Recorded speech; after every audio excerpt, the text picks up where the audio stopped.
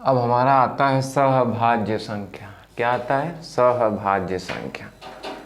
संख्याओं का वह युग्म जिनमें एक के अतिरिक्त कोई अन्य उभयनिष्ठ गुणनखंड न हो, वही हमारा क्या कहलाता है? सहभाज्य संख्या कहलाता है।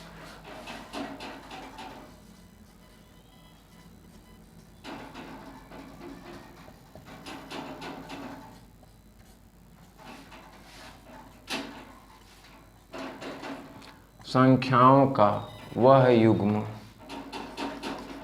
जिनमें एक से अतिरिक्त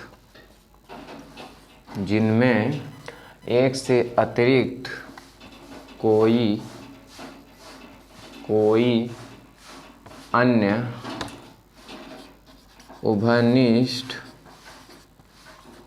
गुणनखंड न हो, उसे हम सहभाज्य संख्या कहते हैं। सहभाज्य संख्या कहते हैं। अब हम एग्जाम्पल में ले लेते हैं। जैसे कि आप एग्जाम्पल में क्या ले सकते हो? जैसे एग्जाम्पल में 2 5 3 7 5 7 8 11, ये हमारा क्या है? सहभाज्य संख्या का एग्जाम्पल है। अब हम अगले बारे में डिस्कस करते हैं, मतलब अगला हमारा कौन सा है? अब आता है हमारा प्रमेय संख्या। क्या आता है? प्रमेय संख्या। प्रमेय संख्या जिसे हम P/Q के रूप में लिखा जा सके, मतलब P/Q के रूप में लिखा जा सकने वाली संख्या को हम क्या कहते हैं? प्रमेय संख्या कहते हैं। क्या कहते हैं? प्रमेय संख्या कहते हैं। जहाँ P और Q दोनों हमारा क्या है?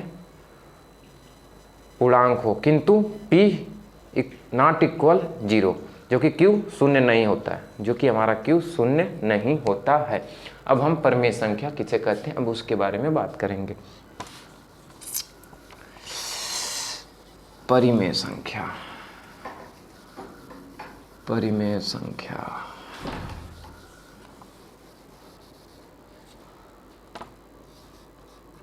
परिमेय संख्या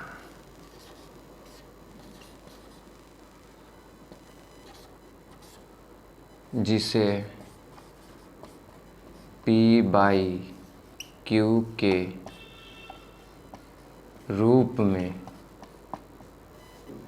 प्रमेय संख्या जिसे हम P/Q के रूप में लिख सकते हैं, जिसे P/Q के रूप में लिखा जा सके, वही परिमेय संख्या कहलाता है। वही परिमेय संख्या कहलाता है। वही क्या है? हमारा परिमेय संख्या कहलाता है। अब जहाँ P और Q दोनों, जहाँ P और Q दोनों क्या है? हमारा पूर्णांक है। क्या है? पूर्णांक हो, मतलब दोनों हमारा पूर्णांक हो, किंतु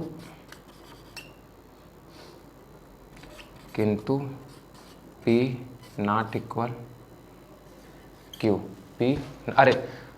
P not equal to Q ना, गलत हो गया।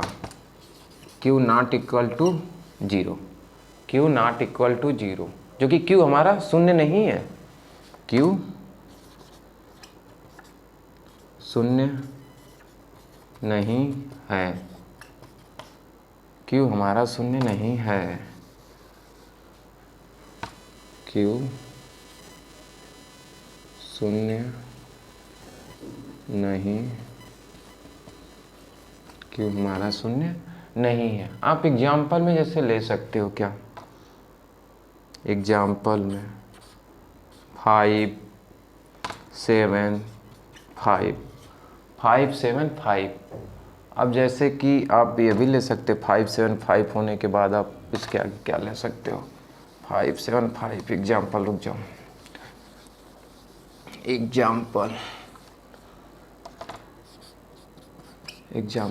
5, 7, 5। अब जैसे 22/7 लिख सकते हो, 22/7 ले सकते हो, 7/9 ले सकते हो, इत्यादि सब इत्यादि। हमने परिमेय संख्या के बारे में बात कर ली। अब हमारा आता है अपरिमेय संख्या। क्या आता है? अपरिमेय संख्या। अपरिमेय संख्या किसे कहते हैं? जिन्हें p/q के रूप में न लिखा जाए, जिन्हें p/q के रूप में न लिखा जाए उन्हें ही हम अपरिमेय संख्या कहते हैं। जैसे पाई ले लो, कणी में 2, कणी में 3, माइनस कणी में 2, माइनस कणी में 3, माइनस कणी में 5 इत्यादि शब्द। ये हमारे क्या है? अपरिमेय संख्या है। क्या है?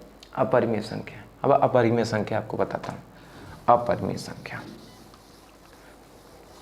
अपरिमेय संख्या, अपरिमेय संख्या, अपरिमेय संख्या जिन्हें p/q के रूप में न लिखा जा सके उसे, जिसे हम p/q के रूप में न लिखा जा सके उसे हम अपरिमेय संख्या कहते हैं। अपरिमेय संख्या कहते हैं, उसे हम क्या कहते हैं? अपरिमेय संख्या कहते हैं। अब जैसे एग्जाम्पल ले लो, पाई, कणी में 2, कणी में 3, कणी में 5, माइनस कणी में 2, माइनस कणी में 3, माइनस कणी में 5 इत्यादि। ठीक, इत्यादि। अब हमारा आता है वास्तविक संख्या, नेचुरल नंबर। वास्तविक संख्या, वास्तविक संख्या क्या होता है? ये परिमेय और अपरिमेय से ही जो हमारा मिलके बनता है वही हमारा वास्तविक संख्या कहलाता है। परिमेय तथा अपरिमेय संख्या को सम्मिलित रूप से वास्तविक संख्या कहते हैं। देखो वास्तविक संख्या, वास्तविक संख्या, वास्तविक संख्या, वास्तविक संख्या,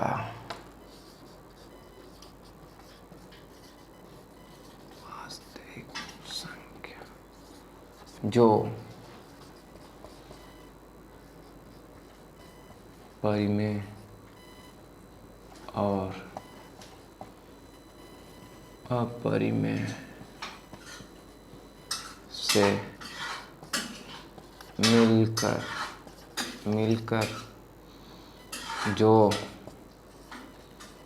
बनता है उसे हम वास्तविक संख्या कहते हैं। वास्तविक संख्या कहते हैं। जो परिमेय और अपरिमेय से मिलकर बनता है वही हमारा क्या कहलाता है? वास्तविक संख्या कहलाता है। एग्जाम्पल में जैसे आप ले लो, -1 ले लो, 2/3 ले लो, -4/7 ले लो, पाई ले लो, कणी में 2 ले लो, कणी में 3 ले लो, ये इत्यादि शब्द हमारे क्या कहलाते हैं? वास्तविक संख्या कहलाते हैं। क्या कहलाते हैं? वास्तविक संख्या। अब जैसे एग्जाम्पल में ले लेते हैं। एग्जाम्पल में -1, 2/3, पाई, कणी में 2, कणी में 3 इत्यादि शब्द। कणी में 2, कणी में 3 इत्यादि, इत्यादि सब इत्यादि ले लेते हैं। ये हमारा क्या है? वास्तविक संख्या। हमने संख्या पद्धति का बेसिक पढ़ लिया। अब हम इस पे क्वेश्चन पुटअप करेंगे। अब हम इसके आगे क्वेश्चन लगाएंगे। ठीक है, अब मिलते हैं आपको अगले वीडियो में, जो कि क्वेश्चन ही क्वेश्चन होगा। जय हिंद।